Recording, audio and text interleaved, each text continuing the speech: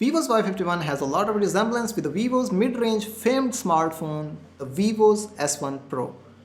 The design of the phone is really promising with sufficient processing power available in the mid-range segment, and Vivo has mixed a decent design with reasonable camera setup. Does it deliver? Let's find out in TechWafer's Vivo Y51 review.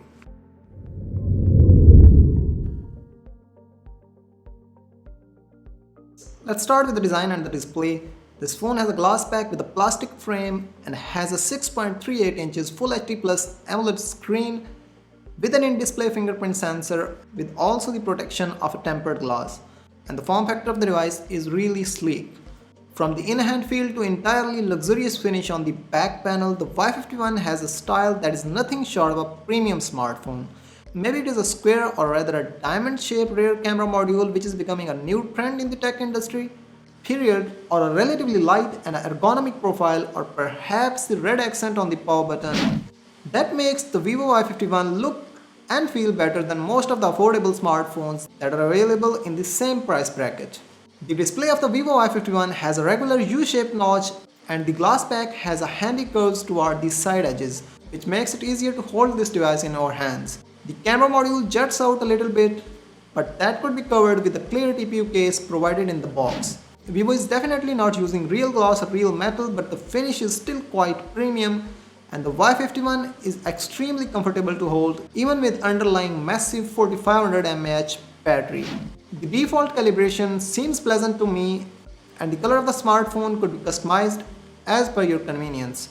Vivo has also added a system-wide dark mode option in this smartphone, and there's also an option to customize the always-on mode, which I think is available in most of premium smartphones out there. The display of the smartphone is protected by Scott Sensation 3D glass and also by a pre-installed screen protector, and the outdoor visibility of the smartphone has never disappointed me.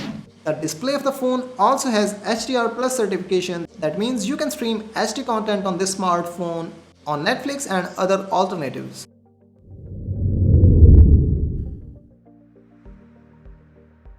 The handset has a USB Type-C port with a speaker grill at the bottom and an audio jack up top. You may add a microSD card to extend 128 gigs of internal storage, but that comes at the cost of sacrificing a SIM slot because this phone has a hybrid SIM slot.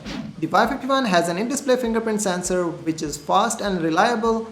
Both the face unlock and the fingerprint unlock work seamlessly well, and they were great in my experience. However, I have found the face unlock to be a lot quicker than the fingerprint.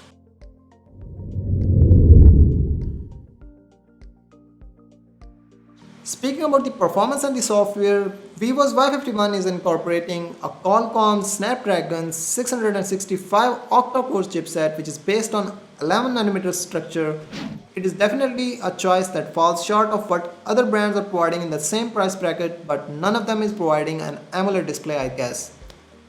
The chipset of the smartphone is aided by 4GB of RAM and 128GB of internal storage, and a day-to-day usage was not a problem at all.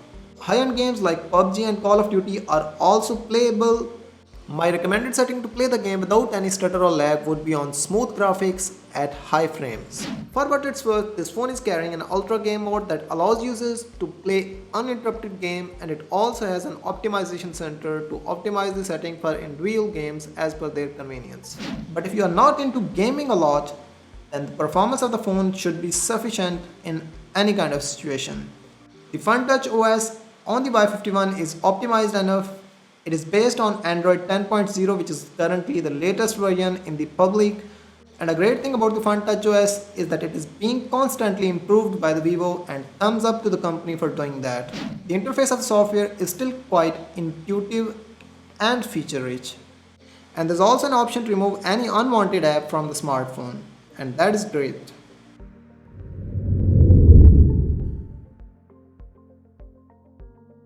Let's have a look at the camera section, and for the primary camera, Vivo Y51 has a 48 megapixel Samsung's GM1 sensor, which is considered second rate to other popular quad pixel sensors like Samsung GM2, Samsung's GW1, which is a 64 megapixel, and even Sony's IMX586. And a primary sensor is accompanied by an 8 megapixel wide angle lens with a 2 megapixel macro sensor and also a 2 megapixel depth sensor. In outdoor situations with sufficient lighting available, the 48 megapixel primary sensor manages to capture rich detail, and dynamic range of the photos that are captured is also great. Indoor and in low light, camera performance deteriorates steeply. However, the super night mode can be really useful in such scenarios, and it greatly improves the photos overall. And the wide angle lens can capture 108 degrees of wide images after correcting the edges for the distortion, and the quality of the picture is decent, especially when you're using in a well lit environment.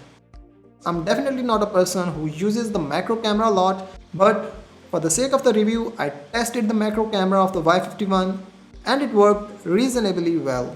So, in my opinion, the overall camera performance of the Y51 is above average compared to the competing smartphones.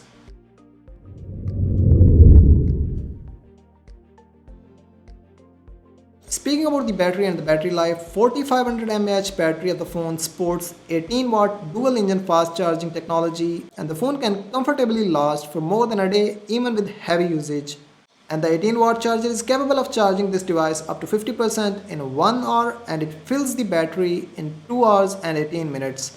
I found the charging speed to be not too fast, but in the light of the available alternatives and the battery life, it is definitely a fair deal.